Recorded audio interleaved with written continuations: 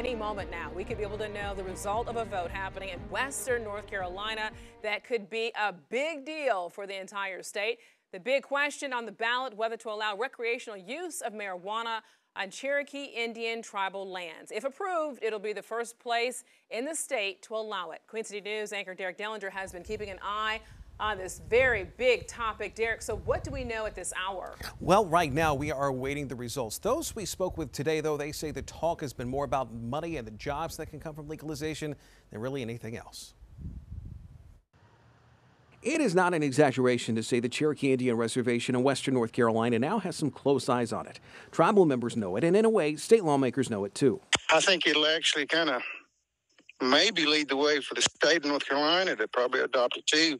You know, they don't like to lose out on a dollar either, I'm sure. Brandon McMillan is one person who went to the polls in Cherokee Thursday. In my friend group, it's mostly four. We see the job potential growth, the revenue from it. Kristen Washington is another. Both know approval would mean their reservation would be the first spot in North Carolina to have recreational marijuana.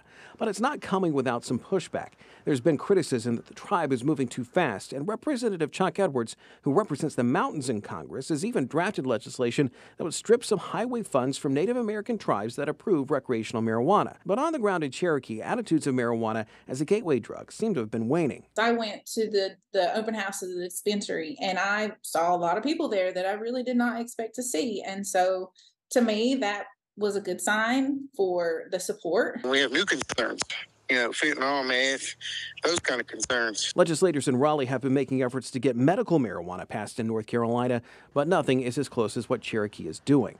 They know if this works, it may mean changes outside of Cherokee and even to places like Charlotte. The pros are being the leaders in the change, hopefully, but the cons being we have to take all the heat whenever others don't agree with decisions that we're making.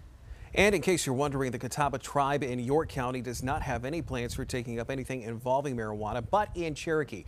If recreational marijuana does get a yes vote, it does not mean that it'll be fully legal as of then. The vote's result will actually have to be taken up by the tribal council, which traditionally has signed off on what the voters decide. Alicia?